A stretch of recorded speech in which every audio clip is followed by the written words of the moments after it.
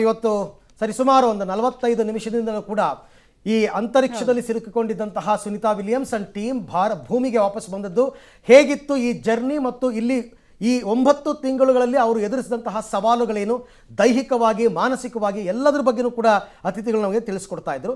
ಮತ್ತೊಬ್ಬರು ಅತಿಥಿ ನಮ್ಮ ಜೊತೆ ಜಾಯ್ನ್ ಆಗಿದ್ದಾರೆ ನಮ್ಮ ಸ್ಟುಡಿಯೋದಲ್ಲಿ. ಇವರು ಭೌತ ವಿಜ್ಞಾನ ಪ್ರಾಧ್ಯಾಪಕರು, ಸರ್ಕಾರಿ ಪ್ರಥಮ ದರ್ಜೆ ಕಾಲೇಜು ತುಮಕೂರು, ವೈಸಿ ಕಮಲಾ ಅವರು. ಮೇಡಮ್ ನಮಸ್ತೆ, ಕಾರ್ಯಕ್ರಮಕ್ಕೆ ತಮಗೆ ಸ್ವಾಗತ. ನಮಸ್ಕಾರ ಎಲ್ಲ ಪಬ್ಲಿಕ್ ಟಿವಿ ವೀಕ್ಷಕರಿಗೂ ನಮಸ್ಕಾರ.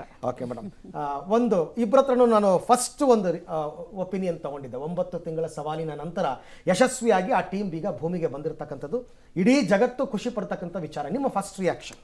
ಬಹಳ ಸಂತೋಷ. ನಾನಿಲ್ಲಿ 2-3 ಡೈಮೆನ್ಷನ್ಸ್ ಅಲ್ಲಿ ನೋಡ್ತಿದ್ದೀನಿ. ಮೊಟ್ಟ ಮೊದಲಿಗೆ ಆ ಒಂದು ಚಿತ್ರವನ್ನೇ ನಾವು ನೋಡ್ತಾ ಇದ್ರೆ ಬಹಳ ಸಂತೋಷ ಪಡಬೇಕು. ಯಾತಕ್ಕೆ ಅಂದ್ರೆ ಸುನಿತಾ ವಿಲಿಯಮ್ಸ್ ಅವರು ಈಚೆ ಬರಬೇಕಾದ್ರೆ ಅವ್ರ ಮುಖ ನೋಡಿ, ಅವ್ರ ಮುಖದಲ್ಲಿ ತುಂಬಾ ಸಂತೋಷ ಇದೆ, ಆಯ್ತಾ? ಆ ಖುಷಿ ಇದೆಯಲ್ಲ, ಅದು ನಮಗೆ ತುಂಬಾ ಧೈರ್ಯ ಕೊಡುವ ಅಂಶ. ಒಂದು, ಅವರ ಕಾನ್ಶಿಯಸ್ನೆಸ್ ಪರ್ಫೆಕ್ಟ್ ಆಗಿದೆ, because she is wishing the people. It shows that Har mental ability and the functions R fantastic. So ಇದು ಒಂದು ಭಾಗ. ಆದರೆ ಇದಕ್ಕಿಂತ ದೊಡ್ಡ ಭಾಗ ನಾನು ಸಂತೋಷ ಪಡುವ ಅಂಶ ಏನು ಅಂದರೆ ದ ಪರ್ಫೆಕ್ಷನ್ ಇನ್ ಎಕ್ಸಿಕ್ಯೂಷನ್ ಇದೆಯಲ್ಲ, ಅದು ವಿಜ್ಞಾನ ತಂತ್ರಜ್ಞಾನ ಎಲ್ಲದರ ಮೇಳೈಸುವಿಕೆಯ ಪರ್ಫೆಕ್ಟ್ ಎಕ್ಸಿಕ್ಯೂಷನ್, ಸಮರ್ಥವಾದಂಥ ಒಂದು ನಿರ್ವಹಣೆ ಇದೆಯಲ್ಲ, ಇದಕ್ಕೆ ವಿಜ್ಞಾನ ತಂತ್ರಜ್ಞಾನಕ್ಕೆ ಜೈ ಅಂತ ಹೇಳ್ತಾ ನಮ್ಮ ಕಾರ್ಯಕ್ರಮ ಮುಂದುವರ್ಸೋಣ. ಖಂಡಿತ ಮೇಡಮ್. ಇನ್ನೊಂದು ಪ್ರಶ್ನೆ, ಇಲ್ಲಿ ತನಕ ನಾವು ಅನೇಕ ವಿಚಾರಗಳು ಮಾತನಾಡಿದ್ವಿ. ಈ 17 ಗಂಟೆಗಳು ಜರ್ನಿಗೆ ತಗೊಂತಲ್ಲ, 450 ಕಿಲೋಮೀಟರ್ ದೂರದಲ್ಲಿ ಇರ್ತಕ್ಕಂಥ ಸ್ಪೇಸ್ ಸ್ಟೇಷನ್, ಈ 17 ಗಂಟೆಗಳ ಸುದೀರ್ಘ ಪ್ರಯಾಣದ ಬಗ್ಗೆ ತಾವು ಹೇಳಿ, ಇದು ಎಷ್ಟು ಸವಾಲಿನದ್ದಾಗಿತ್ತು ಅಂತ? ಅಲ್ಲಿ ಡಿಫ್ರೆಂಟ್ ಸ್ಟೇಜಸ್ ಇರ್ತವೆ. ಡಿಫ್ರೆಂಟ್ ಸ್ಟೇಜಸ್ ಏನಂದ್ರೆ, ಫಸ್ಟು ಅದು ಇದು ಏನೋ ಲಾಕಿಂಗು ಡಿಲಾಕಿಂಗ್ ಅಂತ ಏನು ಹೇಳ್ತೀವಲ್ಲ, ಡಾಕಿಂಗ್ ಅಂಡ್ ಡಿ ಡಾಕಿಂಗ್. ಆ ಡಿ ಡಾಕ್ ಹಾಕೋದು ಪರ್ಫೆಕ್ಟಾಗಿ ಆಗಬೇಕು. ಅದಾದಮೇಲೆ ಡಿ ಆರ್ಬಿಟ್, ಭೂಮಿಗೆ ಸುತ್ತಾ ಇತ್ತು. ಆ ಭೂಮಿಗೆ ಸುತ್ತುತ್ತಾ ಇದ್ದದ್ದನ್ನ ಭೂಮಿಯ ಕಡೆಗೆ ಮುಖ ಮಾಡೋದಿದೆಯಲ್ಲ, ದಟ್ ಇಸ್ ಅನದರ್ ಚಾಲೆಂಜ್. ಆ 450 ಕಿಲೋಮೀಟರಿಂದ ಅಲ್ಲಿಂದ ಭೂಮಿಯ ವಾತಾವರಣವನ್ನು ಸ್ಪರ್ಶಿಸುವುದಿದೆಯಲ್ಲ, ಅಲ್ಲಿ ತನಕ ಒಂಚೂರು ಸೇಫು ಅಂತ ಅನ್ಕೋಬೋದು. ಒಂಚೂರು ಅಂತ ವಾತಾವರಣವನ್ನು ಸ್ಪರ್ಶಿಸಿದಾಗ ಫ್ರಿಕ್ಷನ್ ಆಗಿ ಸಿಕ್ಕಾಪಟ್ಟೆ ಹೀಟ್ ಪ್ರೊಡಕ್ಷನ್ ಆಗುತ್ತೆ, ಅದನ್ನ ಸಿಕ್ಕಾಪಟ್ಟೆ ಆಗುತ್ತೆ. ಅದನ್ನ ನಿಭಾಯಿಸುವುದಕ್ಕೆ ಶೀಲ್ಡ್ಸ್ ಎಲ್ಲ ಇರುತ್ತೆ, ಅಲ್ಲಿ ಪರ್ಫೆಕ್ಷನ್ ಬಂದಿದೆ. ಅದಾದ್ಮೇಲೆ ಇನ್ನೊಂದು ಕಡೆ ಅಲ್ಲಿ ಏನಾಗುತ್ತೆ ಅಂದ್ರೆ, ಅಯನೋಸ್ಪಿಯರು ಪ್ಲಾಸ್ಮಾ ಲೇಯರ್ ಇರುತ್ತೆ ವಾತಾವರಣದಲ್ಲಿ, ಅಲ್ಲಿ ಸಿಗ್ನಲ್ ಲಾಸ್ ಆಗೋ ಚಾನ್ಸ್ ಇರುತ್ತೆ. ಸಿಗ್ನಲ್ ಲಾಸ್ ಅಂದ್ರೆ ಭೂಮಿಯಿಂದ ಹೋಗಿರೋ ಸಿಗ್ನಲ್ಲು ಅವ್ರಿಗೆ ಅದಕ್ಕೆಲ್ಲ ಸೂಕ್ತವಾದಂಥ ವ್ಯವಸ್ಥೆಗಳು ಮಾಡಿರ್ತಾರೆ. ಅದು ಇನ್ನೊಂದು ದಾಟಬೇಕಾದಂಥ ಹಂತ. ಆ ದಾಟದ ಮೇಲೆ ಕೊನೆಗಿರೋದು ಒಂದು 60-70 ಕಿಲೋಮೀಟರ್ ವಾತಾವರಣದ ಒಳಗಡೆ ಬರಬೇಕಾಗಿರೋದು. ಅಲ್ಲಿಗೆ ಬಂದಾಗ ನಿಮ್ಗೆ ಏನಾಗುತ್ತೆ, ಹೆಚ್ಚು ಕಮ್ಮಿ 6000 ಕಿಲೋಮೀಟರ್ ಪರ್ ಅವರ್ ಸ್ಪೀಡಲ್ಲಿ ಅದು ಬೀಳ್ತಾ ಇರುತ್ತೆ. ಫ್ರೀ ಫಾಲ್ ನೀವೇನು ಮಾಡಿದ್ರು ಆ ಸ್ಪೀಡ್ ಬಂದ್ಬಿಡುತ್ತೆ ಅದಕ್ಕೆ. ಸೊ ಆ ಸ್ಪೀಡನ್ನ ನಿಯಂತ್ರಿಸಿ, ಆಯ್ತಾ, ಸಮರ್ಥವಾಗಿ ನೀರಿನ ಮೇಲೆ ಬೀಳಿಸ್ತೀವೋ ಭೂಮಿ ಮೇಲೆ ಬೀಳಿಸ್ತೀವೋ ಅದನ್ನ ತುಂಬಾ ಕಡಿಮೆ ಮಾಡಿ, ಭೂಸ್ಪರ್ಶ, ನೀರನ್ನೇ ಟಚ್ ಆಗಲಿ ಭೂಮಿನೇ ಟಚ್ ಆಗಲಿ, ಅದು ಭೂಸ್ಪರ್ಶವೇ.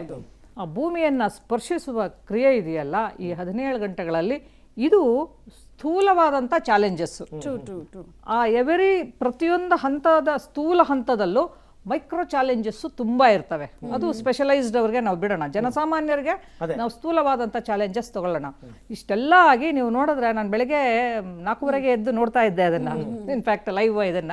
ಫಸ್ಟ್ 2 ಪ್ಯಾರಾಚೂಟ್ ಓಪನ್ ಆಯಿತು, 4 ಪ್ಯಾರಾಶೂಟ್ ಓಪನ್ ಆಯಿತು. ಆ 4 ಪ್ಯಾರಾಶೂಟ್ ಎಲ್ಲವೂ ಒಂದಕ್ಕೊಂದು ಲಾಕ್ ಆಗಂಗಿಲ್ಲ, ಎಲ್ಲ ದೇ ಆರ್ ಆಲ್ ಪರ್ಫೆಕ್ಷನ್ಸ್. ಅದಕ್ಕೆ ನಾನು ವಿಜ್ಞಾನ ತಂತ್ರಜ್ಞಾನಕ್ಕೆ ಫಸ್ಟು ಜೈ ಅಂತ ಹೇಳ್ಬಿಟ್ಟು ಮುಂದುವರಿಯೋಣ ಅಂತ ಹೇಳಿದ್ದು. ಆ 4 ಪ್ಯಾರಾಶೂಟು ಒಂದಾದ್ಮೇಲೆ ಒಂದು ನಿಗದಿತ ಸಮಯದಲ್ಲಿ ಅದನ್ನ ಓಪನ್ ಮಾಡೋದ್ರಿಂದ ಸ್ಪೀಡನ್ನು ರೆಗ್ಯುಲೇಟ್ ಮಾಡ್ತಾ ಬಂದು ಕಡಿಮೆ ಮಾಡ್ತಾ ಬರುತ್ತೆ. ಒಂದು ನಿಗದಿತ ಸಮಯದಲ್ಲಿ ಭೂಮಿಯಲ್ಲಿ ನೀರಿನೊಳಗೆ ಅದನ್ನು ಬೀಳ್ಸಿದ್ರು. ನೀರಿನೊಳಗೆ ಬೀಳ್ಸಿದ ಮೇಲೆ ನೇವಿ ಕಂಪ್ಲೀಟ್ ಆಗಿ ಬಂತು, ಅವ್ರನ್ನ ಕರ್ಕೊಂಡೋಯ್ತು. ಕೊನೆಗೆ ಅದನ್ನ ಹ್ಯಾಚ್ ಓಪನ್ ಮಾಡಿದ್ರು. ಸೊ ಅವೆಲ್ಲ ಪ್ರಾಸೆಸಸ್ಸು ಭೂಮಿಗೆ ಬಂದ್ಮೇಲೆ ಆಗೋ ಪ್ರಾಸೆಸಸ್ಸು. ಒಂದೇ ಸರಿ ಓಪನ್ ಮಾಡಲಿಲ್ಲ ನಾವು ಅಬ್ಸರ್ವ್ ಮಾಡಿದ್ರೆ. ಇದನ್ನ ಏನೋ ಸ್ಪೇಸ್ ಶಿಪ್ನ ಎಲ್ಲ ಚೆಕ್ ಮಾಡಿದ್ರು ಫಸ್ಟು ಬೇರೆ ಬೇರೆ ರೀತಿಯಲ್ಲಿ. ಯಾಕಂದರೆ ಅಷ್ಟೊಂದು ಏನೋ ರಿಯಾಕ್ಷನ್ಸ್ ಆಗಿ ಬಂದಂಥದ್ದು. ಅದರ ಮೇಲಿರ್ತಕ್ಕಂಥ ವಾತಾವರಣ, ಅಲ್ಲಿರ್ತಕ್ಕಂಥ ಎಲೆಕ್ಟ್ರಿಸಿಟಿ ಪ್ರತಿಯೊಂದನ್ನು ಚೆಕ್ ಮಾಡಿ ಓಪನ್ ಮಾಡೋದಕ್ಕೆ ಸೇಫ್ ಅಂತ ಅನ್ಸಿದ ಮೇಲೆ ಅದನ್ನ ಓಪನ್ ಮಾಡಿ ನೀರು ಬಿಟ್ಟರು ಫುಲ್ ಕ್ಯಾಪ್ಸೂಲ್ಗೆ. ಕರೆಕ್ಟ್. ಅದು ಯಾಕಂದ್ರೆ ಬಿಸಿ ತಂಪು ಮಾಡೋದಕ್ಕೆ ಇದೆಷ್ಟೆಲ್ಲ ಆಗಿ ಅವರನ್ನ ನಾವು ಈಚೆ ಕರ್ಕೊಂಡ್ವಿ. ಸೊ ಈಚೆ ಕರ್ಕೊಂಡ್ಮೇಲೆ ಹೊಸ ಚಾಲೆಂಜ್ ಶುರು ಆಗುತ್ತೆ. ಆಕಾಶಕ್ಕೆ ಹೋಗುವುದೊಂದು ಚಾಲೆಂಜು, ಬಂದ ನಂತರ ಹೋದಾಗ ಅಲ್ಲಿ ಏನೇನೆಲ್ಲ ಚಾಲೆಂಜಸ್ ಬರುತ್ತೋ ಭೂಮಿಗೆ ಬಂದಮೇಲೆ ಆ ಎಲ್ಲ ಚಾಲೆಂಜಸ್ಸು ಮತ್ತೆ ಬರ್ತವೆ. ಹೌದು. ಇನ್ನು ರಿವರ್ಸ್ ಆರ್ಡರ್. ಸೊ ಹೀಗಾಗಿ ನಾವೀಗ ಸುಮಾರು 1950ರ ದಶಕದಲ್ಲಿ ನಾವು ಫಸ್ಟು ಸ್ಯಾಟಲೈಟ್ಸ್ ಕಳ್ಸೋಕ್ಕೆ ಶುರು ಮಾಡಿದ್ದು. ಕಾರ್ಲ್ ಸಗಾನ್ ಅವರ ಇಮ್ಯಾಜಿನೇಷನ್ನು, ಯಾಕೆ ಸುತ್ತಿಸಬಾರ್ದು ಅನ್ನೋದು ಅವೆಲ್ಲ ಆಗಿ ಇವತ್ತಿಗೆ ನಾವು ಎವಲ್ಯೂಷನ್ ಆಗಿರುವಂತಹ ಹಂತ ನೋಡಿದ್ರೆ ಬಾಹ್ಯಾಕಾಶವನ್ನ ಮನುಷ್ಯನಿಗೆ ಉಪಯೋಗಕ್ಕೆ ಬಳಸ್ತಾ ಇದ್ದೀವಿ. ಮುಂದಿನ ದಿನಗಳಿಗೆ ಏನೆಲ್ಲ ಮಾಡ್ಬೋದು ಅಂತ ಬಳಸ್ತಾ ಇದ್ದೀವಿ. ಸೊ ಬಾಹ್ಯಾಕಾಶ ಬರೀ ಬಾಹ್ಯಾಕಾಶವಾಗಿ ನಮಗೆ ಉಳಿದಿಲ್ಲ, ಭೂಮಿಯ ಮೇಲಿನ ಜೀವನಕ್ಕೆ ಬಾಹ್ಯಾಕಾಶ ನಮಗೆ ಸಹಾಯ ಮಾಡ್ತಾ ಇದೆ.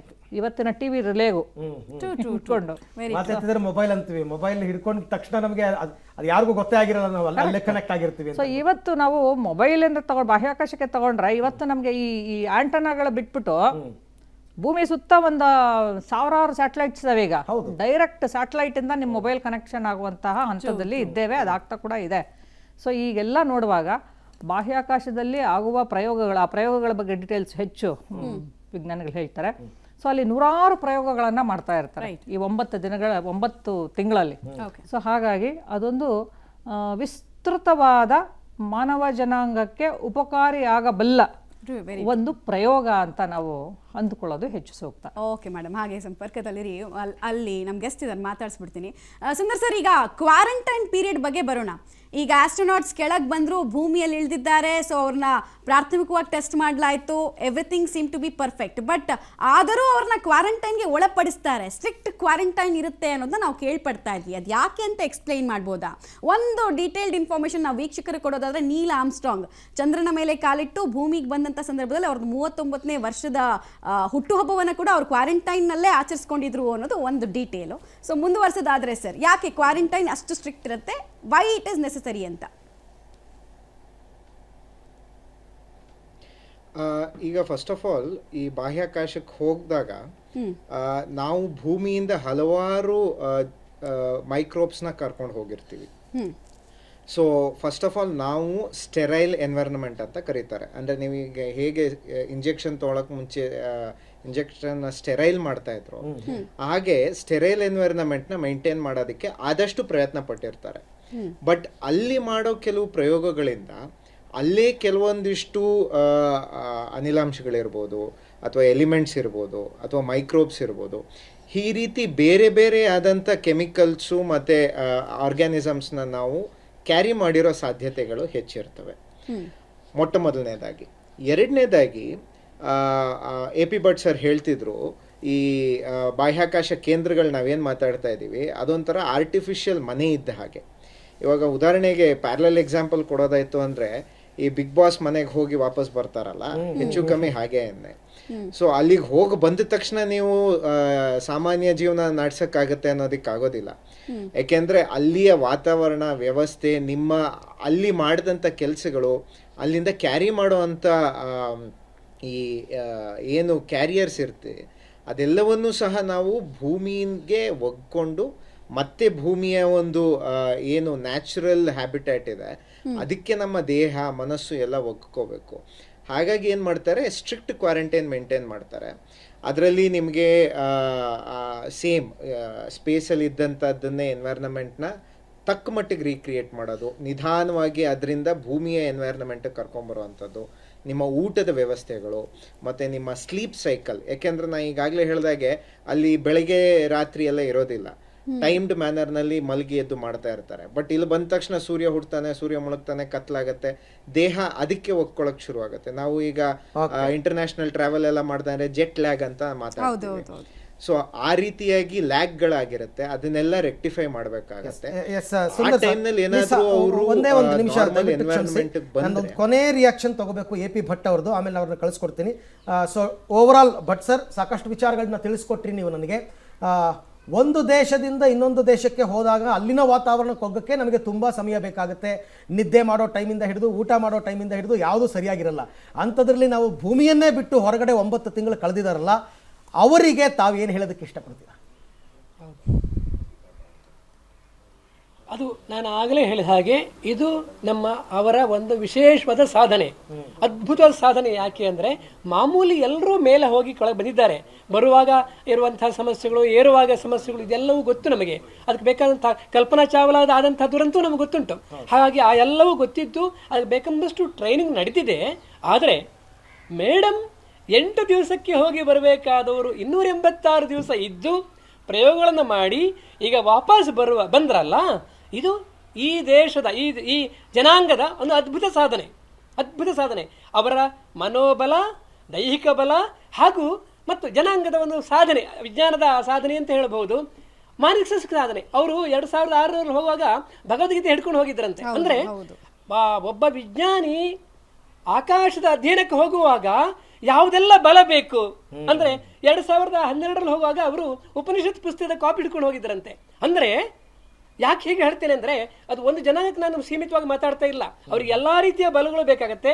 ಮೇಡಮ್ ಅದನ್ನೆಲ್ಲ ಇಟ್ಕೊಂಡು 286 ದಿವಸ ಜಯಿಸಿ ಒಂದು ಸಾಧನೆ ಮಾಡಿ ವಾಪಸ್ ಬಂದಿದ್ದಾರೆ. ಅವರಿಗೆ ಆದಷ್ಟು ಬೇಗ ಅವರ ದೈಹಿಕ ಮತ್ತು ಮಾನಸಿಕ ಸ್ಥಿತಿ ಭೂಮಿಗೆ ಹೋಗಿಕೊಳ್ಳಿ, ಅವರಿಗೆ ಶುಭವಾಗಲಿ ಅಂತ ಹಾರೈಸ್ತೇನೆ. ಇದೊಂದು ಅದ್ಭುತವಾದಂತಹ ಪ್ರಯೋಗದ ಫಲ, ವಿಜ್ಞಾನಿಗಳ ಪ್ರಯೋಗದ ಫಲ. S A P Bhat sir, thank you. ನಮ್ಮ ಜೊತೆ ಇಲ್ಲಿ ತನಕ ಜಾಯ್ನ್ ಆಗಿದ್ದಕ್ಕೆ ಧನ್ಯವಾದ.